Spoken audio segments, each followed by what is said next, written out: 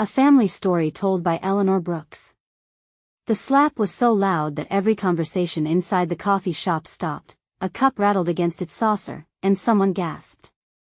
Declan Hayes stood there with Isabel Kensington's leather wallet in his hand, while her eyes locked onto him with the kind of disgust that makes a man feel smaller before he even understands what he has done wrong. "Thief," she said, and the word hit harder than her hand. His daughter Maeve tightened her grip on his sleeve and whispered, "Daddy?" He looked down at her flushed face, 9 years old, running a fever and trying very hard to be brave, and he said it was okay, sweetheart, but it wasn't because everyone in that cafe was staring at him now, and Isabel had already turned toward the manager and said to call the police. Declan blinked and said her wallet fell, but she told him not to lie to her. He said he was putting it back in her bag, and she demanded if he expected her to believe he was doing her a favor, her voice sharp and cold and practiced, the kind of voice that probably made boardrooms go silent. He looked at the open handbag beside her chair, then at the wallet in his hand, remembering that a few seconds earlier it had slipped from the edge of the table and landed near his boot. Isabel had been on the phone, speaking fast about contracts and documents, so he picked it up and tried to slide it quietly back into the outside pocket of her bag, but she had turned at exactly the wrong moment, and now he was a thief. He slowly held the wallet out to her and said he didn't take anything, and she snatched it from his hand and opened it immediately, checking the cards, the cash, the folded papers inside. The manager reached for the phone, and Declan kept his voice low because Maeve was already frightened, saying please, his daughter was sick and they were only waiting there until he could take her to the clinic. Isabel looked at Maeve for half a second, something almost softening in her face, but then she looked back at his worn jacket, his dusty work boots, and the construction grime still clinging to his jeans, and whatever kindness had almost appeared vanished as she said that people like him always have a story. The cafe went painfully quiet, and Declan felt Maeve shrink against his side. That was the moment he stopped defending himself, not because she was right but because his daughter was watching. He picked up Maeve's backpack and turned toward the door, saying they would leave, but Maeve whispered that she was tired, and he forced himself to smile and said he knew, sweetheart. Then a deep voice behind them said, "Miss Kensington, I think you've made a terrible mistake." Declan turned to see a tall man in a black suit who had just stepped into the cafe, not looking at Isabel but staring at him, more specifically at his left wrist, at the long scar running from his thumb almost to his elbow. The man's face went pale as he whispered, "My God," and Declan frowned and asked if they knew each other. The man swallowed and said, "You pulled me out of the Brookside fire," and the whole cafe fell silent again as Declan stared at him, having not heard those words in years. Marcus Webb had been a rookie security guard back then, and he had never forgotten the man who carried him down 3 flights of burning stairs. The man said the newspapers called him a hero, but Declan looked away and said he thought he had mistaken him for someone else. Marcus shook his head, his voice trembling as he said no, sir, he would never forget his face, and he turned to Isabel and said, "Miss Kensington, this man saved my life." Isabel blinked and asked what, and Marcus took a breath, still staring at Declan like he was looking at a ghost, and said that 12 years ago he was trapped on the 4th floor of Brookside Apartments when the stairwell collapsed and smoke was everywhere, and this man carried him out. Nobody moved as he added quietly that Declan went back into the building 3 times. Maeve looked up at her father with wide eyes and asked if that was true, but Declan couldn't answer because suddenly he wasn't standing in a coffee shop anymore. He was standing in floodwater up to his chest, hearing people scream and sirens, running toward danger because that was what he had always done, volunteer rescue work, search teams, emergency response. He had spent years helping strangers, and it had cost him everything. Marcus's voice softened as he said that after the fire he tried to find Declan, then he heard what happened. Declan slowly looked at him as Marcus swallowed hard and said that Declan was helping flood victims during that storm near Pine Ridge, and while he was rescuing people, a flash flood hit the cabin where his family was staying. The coffee shop remained silent as Marcus's eyes filled and he said that Declan lost his wife and his son. Declan closed his eyes because no matter how many years pass, there are some wounds that never stop bleeding. No one in the coffee shop moved, even the woman who had slapped him stood frozen, her hands slowly dropping to her side. Declan kept his eyes closed for a moment because he suddenly wasn't seeing the cafe anymore but was seeing rain, too much rain, the kind that turns roads into rivers, hearing radios crackle and people scream for help, hearing his wife laugh that morning as she packed sandwiches for their picnic, teasing him not to disappear if someone needed rescuing. He had smiled and said he would be right back, and those had been the last words he ever said to her.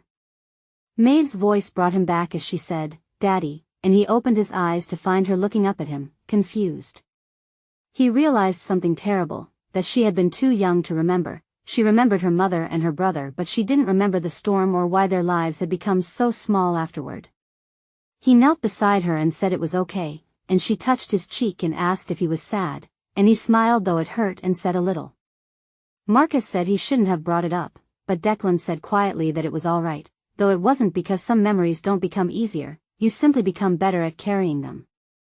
Isabel finally spoke, asking if he lost his family, and he looked at her and said part of it. She asked what he meant, and he looked at Maeve and said his daughter survived. Maeve squeezed his hand, and Isabel looked at her for a long time, then back at him, and asked about his wife and son, and he nodded once. Nobody said anything, and then Marcus spoke softly, saying that Declan saved 14 people that day. Declan looked at him because he hadn't counted and never wanted to count. Marcus continued, saying that Declan stayed in the water for almost 6 hours, and when they finally found him, he kept asking whether his family was safe. The cafe was completely silent as he stopped, and Declan wished he wouldn't finish, but he did, saying that when they told him, he never joined another rescue mission again. Declan looked away because that part was true. He had spent years running toward danger, then one day danger ran toward his family instead, and afterward he simply didn't have anything left. Maeve's small hand touched his and she said, "Daddy," and he looked down and said yes, sweetheart, and her eyes were full of worry as she said he still saved people. He blinked and she smiled softly and said Mom would like that, and for a second Declan couldn't breathe because his wife used to say exactly the same thing. Isabel suddenly sat down, looking pale, and she whispered something so quietly that Declan almost didn't hear it, that she was 6 when her parents died.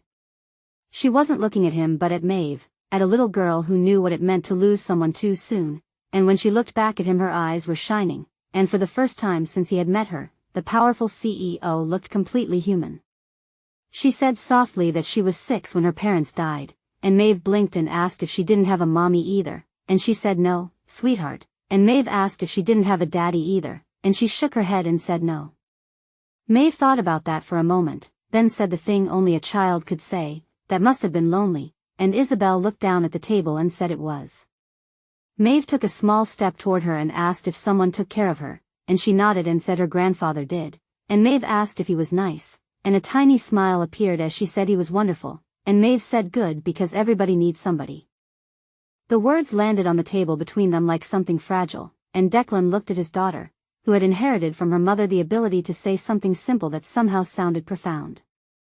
Isabel's eyes began to shine as she whispered that Maeve was right, and Maeve smiled and said her mommy used to say that too. Isabel took a shaky breath, and Declan suddenly had the strange feeling that she hadn't spoken about her parents in years, maybe decades. She looked at him and said she didn't remember her mother's voice anymore, the confession seeming to surprise even her. She continued, saying she remembered her mother's perfume, her hair, the way she held her hand, but she didn't remember her voice, and she looked down at her hands, saying that when people die young, everyone tells you to be strong, so she became strong. Marcus looked at her with an expression Declan couldn't read, and then she looked back at him and said too strong, perhaps. Declan didn't answer because he had done the same thing, becoming quieter, smaller, harder to reach after losing his family, because pain changes people and it doesn't ask permission. Maeve suddenly reached into her backpack and pulled out a folded piece of paper, her picture, and she handed it to Isabel. The drawing showed 3 stick figures holding hands under a bright yellow sun, and Isabel smiled and said it was beautiful. Maeve explained that it was her daddy, and her mommy, but her mommy was in heaven, so she drew her up there because she didn't want to forget her face. Isabel stopped breathing for a second, then she carefully held the picture with both hands, and when she looked up at Maeve again, there were tears in her eyes because a little girl she had met only 10 minutes ago had just reminded her of something she had spent her entire life trying not to lose. The coffee shop remained completely silent as Isabel looked down at the drawing in her hands as though it were something precious, then she carefully placed it on the table and looked at Declan, smaller somehow, not in stature but in certainty. She apologized, saying she walked into the cafe, saw a tired man in worn clothes sitting at her table, and decided she knew exactly who he was without asking a single question. The waitress had stopped pretending to wipe the counter, and then Isabel stood and stepped toward him, apologizing for slapping him, for embarrassing him in front of his daughter, for judging him and treating him with cruelty, and for frightening a little girl who was already sick. Maeve looked up at Declan, then back at Isabel, and said it was okay, but Isabel seemed close to tears and said no, sweetheart, it really isn't. Declan finally spoke, saying she made a mistake, and she said yes, and he said we all do, and a strange expression crossed her face as she asked if he wasn't angry. He thought about that, then looked at his daughter and the people around them and the scar on his wrist, realizing that life had already taken too much from him and he had no desire to carry anger too. He admitted he was tired but not angry, and the answer seemed to break something inside her. She looked away for a moment, and when she looked back her eyes were wet as she said she didn't deserve his kindness, and he gave a small smile and said none of us deserve it all the time. Maeve tugged on his sleeve and asked if they could stay because her legs were tired, and Isabel immediately pulled the chair out and said please. Declan looked at his daughter, then at the woman, and slowly sat down as Maeve climbed onto the chair beside him. Marcus finally took a seat nearby, watching the scene unfold with quiet respect. The waitress approached carrying 3 cups, placing hot chocolate in front of Maeve and coffee in front of Declan and Isabel, saying she thought everyone could use something warm. Maeve wrapped both hands around her cup and said this was nice, and Isabel asked if it was, and Maeve nodded and said people are talking now. When Declan asked what she meant, she smiled and said when people stop being angry, they start talking.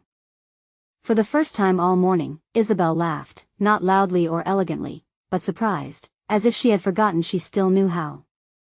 She introduced herself properly, and Declan nodded and said Declan Hayes, and she smiled faintly and said she knew.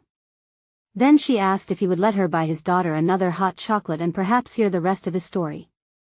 Declan hadn't told his story in a very long time because people usually don't ask, and when they do, they don't really want the answer, but there was something in Isabel's expression now, not curiosity but understanding, or perhaps loneliness.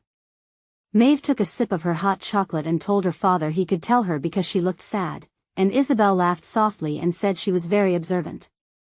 The words slipped out before Declan could stop them as he said she got that from her mother, then he took a slow breath and began telling them about Clara, who made the best pancakes, and about their 2 children, Maeve and her older brother Liam, who was 11 and wanted to become a firefighter because he thought sirens sounded heroic, wearing a toy helmet everywhere. That weekend they went on a picnic near Pine Ridge Lake, supposed to be a perfect day, but the weather changed around noon with heavy rain and then flooding.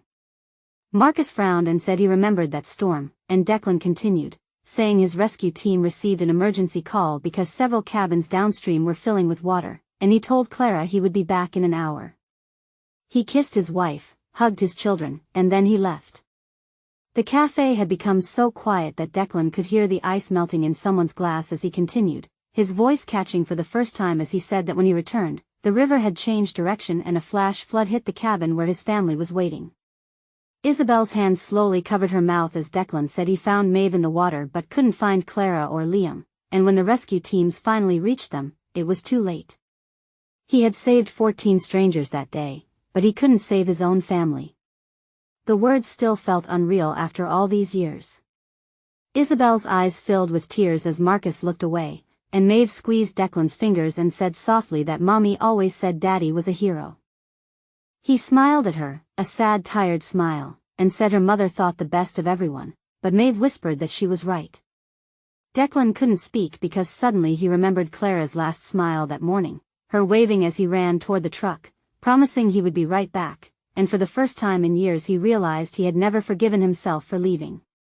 Nobody said anything for a long time as the coffee shop seemed to fade away until there was only him, his daughter, and memories he had spent years trying to bury. Isabel finally spoke, saying he blamed himself, and he gave a tired smile and said every day. She said the flood wasn't his fault, and he agreed, but then he said leaving was his choice, the words landing heavily on the table as he said he was the one who kissed his wife goodbye and promised he would be back in an hour, the one who walked away. Marcus frowned and said he walked away to save people, and Declan nodded and said he knew, and Marcus asked why he talked about it like he committed a crime. Declan didn't answer immediately because he had asked himself that same question 1,000 times, and finally he said, because when you lose the people you love, your mind starts making bargains with the past. He looked out the window and said he kept thinking that if he had stayed, Liam would be 17 now, and Clara would still be making pancakes on Sunday mornings, and maybe his daughter wouldn't wake up crying some nights because she misses her mother. Isabel's voice became very soft as she asked if he punished himself by stopping being an engineer, by stopping doing rescue work, by stopping living the life he loved. The cafe was completely silent as she said he survived the flood but never came home from it.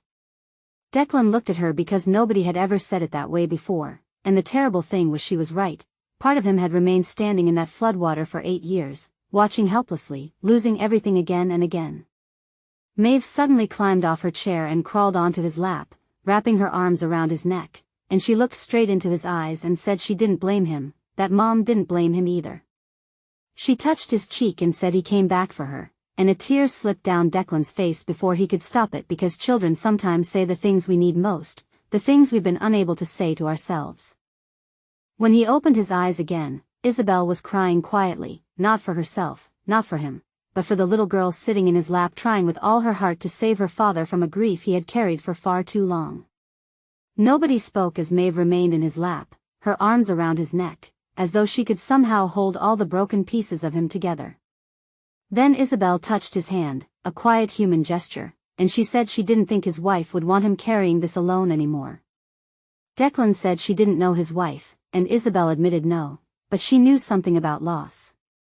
She stared at the untouched coffee in front of her and said that when her parents died, everyone told her she was brave, but she hated that word because she wasn't brave, she was terrified. She thought if she cried too much she would forget them, and if she loved people too much they would disappear too, so she built walls instead, working harder than everyone else, trusting no one, learning how to survive by never needing anyone. She looked around the cafe and said that then this morning she slapped a man who reminded her that kindness still exists. Maeve tilted her head and asked if she was lonely too, and Isabel laughed through her tears and said very. Then Maeve did something that made every adult at the table stop breathing. She reached into her backpack and pulled out an old photograph of their family, Declan, Clara, Liam, and Maeve, all smiling at the camera. Maeve said this was her mommy and brother, and Isabel took the picture carefully and said they were beautiful. Maeve nodded and said she kept this with her because she didn't want Daddy to forget to smile. And when Declan looked at her she said he smiled less now, that when Mommy died he stopped laughing, and though he still laughed sometimes, not like before. Declan couldn't speak because she was right, he hadn't really laughed in years, he had survived, worked, paid bills, raised his daughter, but there was a difference between being alive and living. Isabel slowly looked up from the photograph, tears in her eyes again, and said she thought his daughter was very wise. Maeve smiled proudly and said she knew, and that made all three of them laugh, a small fragile laugh but real. Then Isabel looked at Declan for a long moment and said he saved 14 people that day and saved his daughter, and she gently handed him the photograph and said she thought it was time someone helped save him. Declan stared at her because for the first time in 8 years the idea didn't sound impossible. Outside the coffee shop, people hurried past the windows carrying groceries and answering phones, living ordinary lives, while inside a little girl had just said the one thing he had never allowed himself to believe, that surviving wasn't something to apologize for, and perhaps he still had a life left to rebuild. Maeve slid off his lap and climbed back into her chair, looking between them and saying that Daddy needs help sometimes, and Declan smiled and thanked her for sharing his secrets, and she grinned and said it was true.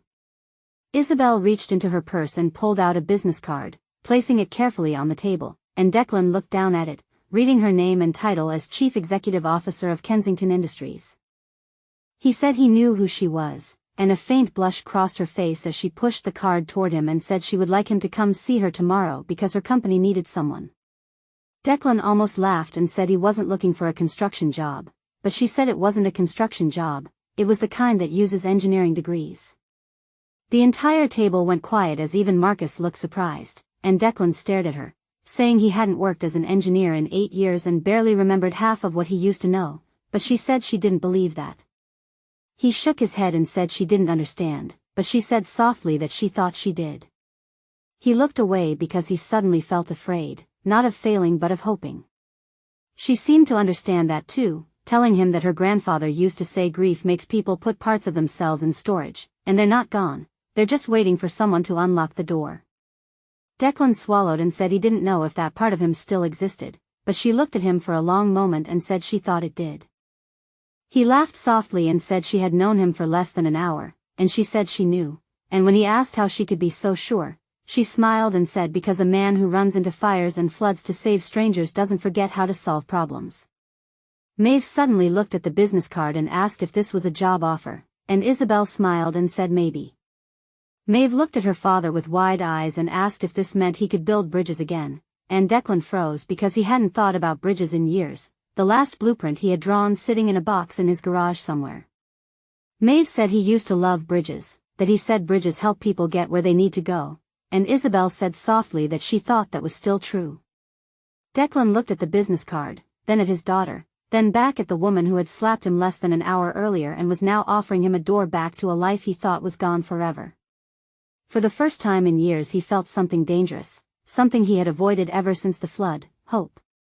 He took the business card, turned it over once, then slipped it into his jacket pocket without trusting himself to say anything else because hope is a dangerous thing when you have spent years learning to live without it.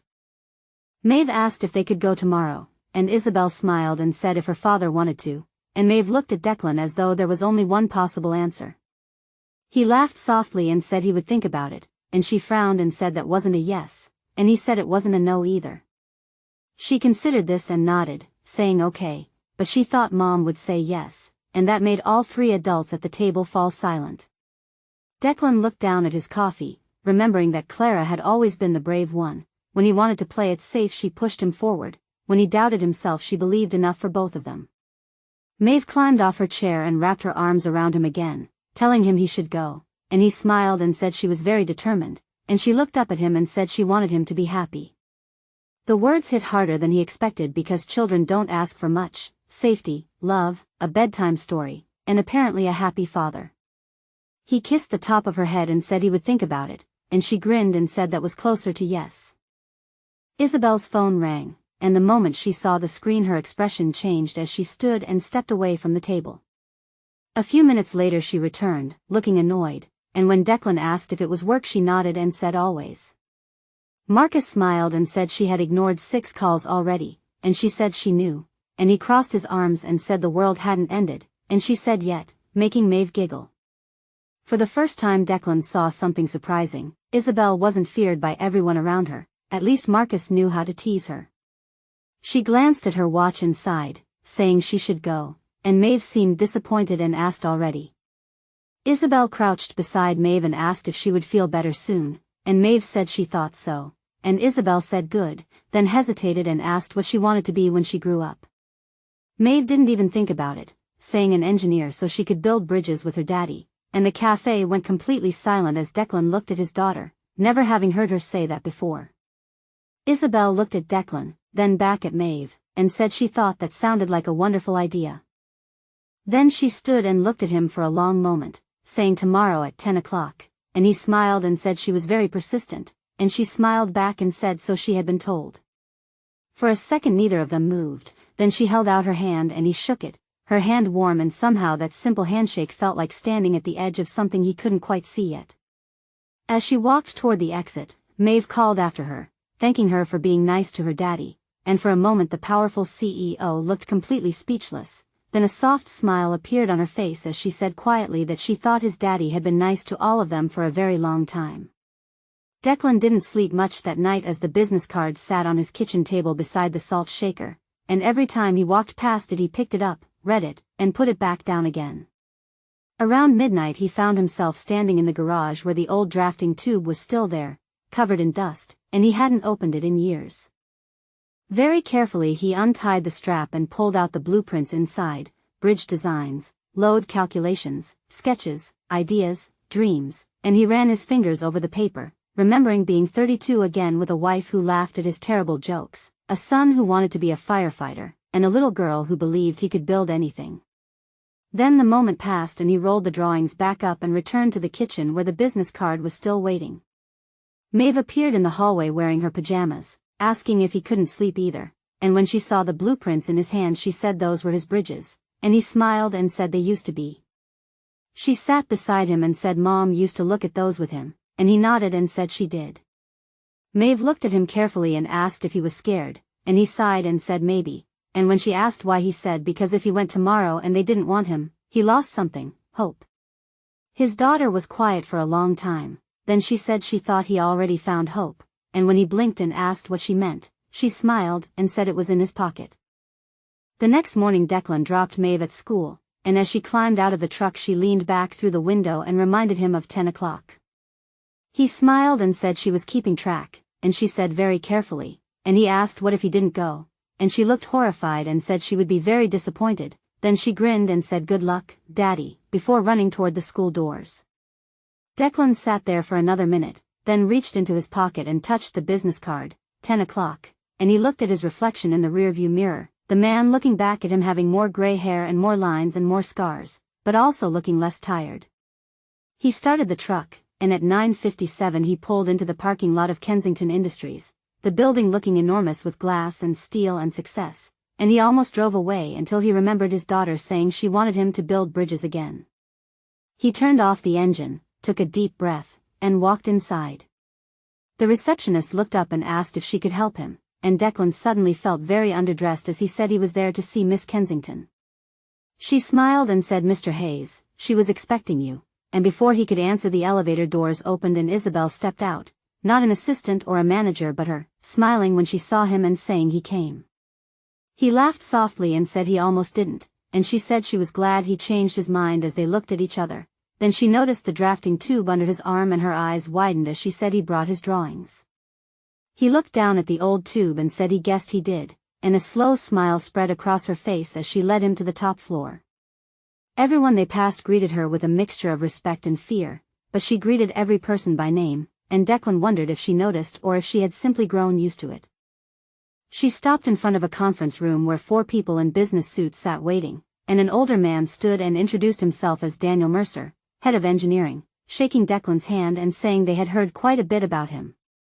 Declan looked at Isabel, who suddenly seemed fascinated by the view outside the window, making him laugh and ask if he should be worried as the room chuckled.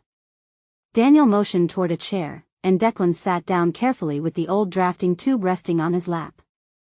For the next 40 minutes they asked questions, starting with simple ones about projects he had worked on, materials, and bridge designs, then becoming harder with load calculations, stress tolerances, and emergency reinforcement systems. At first he hesitated, then something strange happened, he remembered, not all at once but little pieces at first, then more, numbers he thought he had forgotten and concepts he hadn't used in years.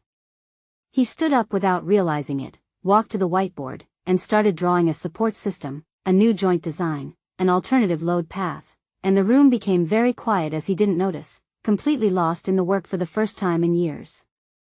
Then he heard someone clear his throat and he looked around to find everyone staring at him, his hands covered in marker. Daniel slowly smiled and said he still thought like an engineer, and Declan looked at the board and laughed softly, saying he guessed he did, and Daniel said he never stopped. The words hit harder than Declan expected as he looked at the equations and sketches and the bridge taking shape under his own hand, and maybe that part of him had simply been asleep. Daniel folded his arms and said they had spent almost a year trying to solve that exact design problem, and Declan blinked and said really, and Daniel nodded and said he solved it in 12 minutes. The room laughed softly but Declan didn't because he suddenly couldn't breathe. For years he had believed he had nothing left to offer, that he was a man whose best years had already happened, and now 4 engineers were looking at him as if he belonged here, as if he had never left. Daniel smiled again and asked when he could start, and Declan stared at him and said he was sorry, and Daniel said he heard him. Declan looked at Isabel, who was smiling, not the smile of a CEO or someone who had gotten her way, but the smile of someone who had hoped for something and just watched it come true. He swallowed hard and asked if he had the job, and Daniel laughed and said if he didn't take this job, he would be personally offended.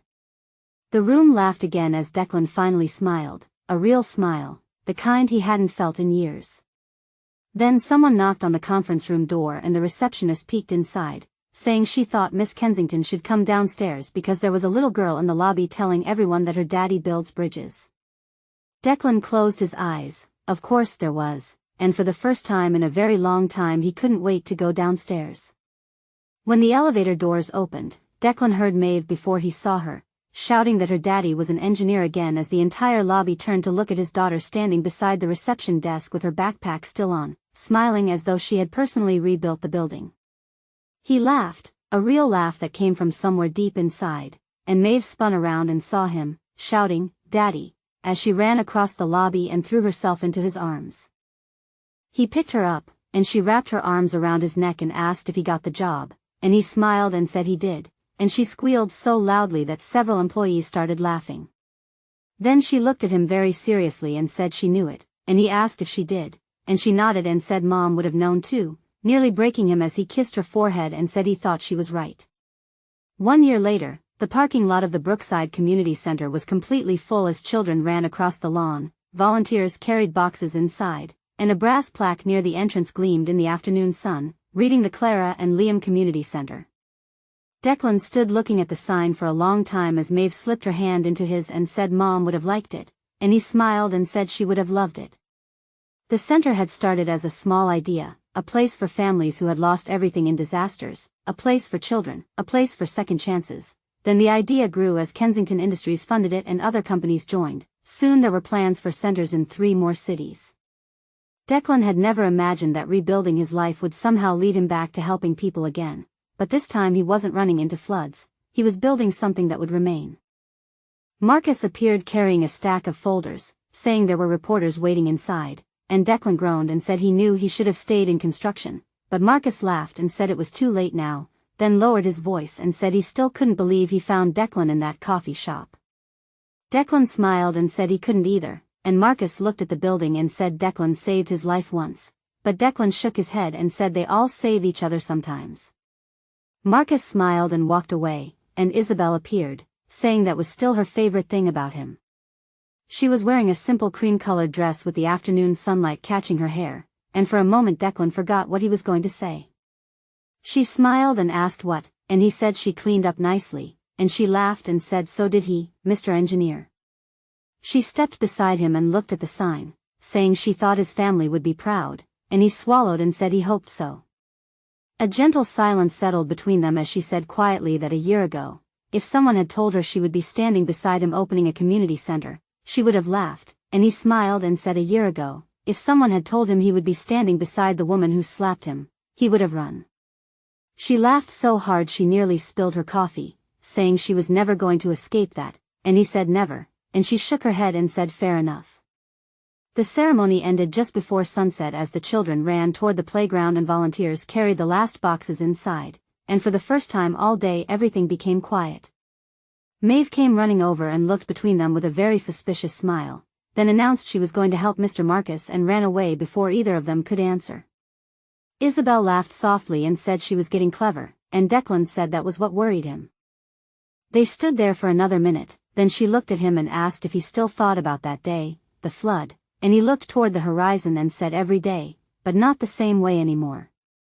She waited as he smiled and said for years he thought that day only took things from him, but now he looked at the community center and the children laughing and his daughter helping carry supplies, then back at her and said now he thought it also left something behind, a second chance.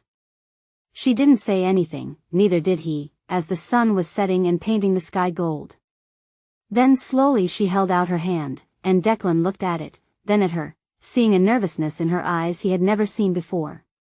He smiled and took her hand as neither of them moved or said a word, simply standing there looking at the building that had been created from loss, kindness, and unexpected beginnings.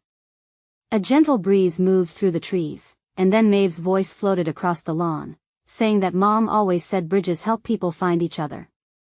Isabel looked at Declan, and he looked at her, and for the first time in many years the future didn't feel frightening, it felt open, like a road leading somewhere beautiful, and they stood there hand in hand, letting the sunset decide the rest of the story. This has been a family story with Eleanor Brooks.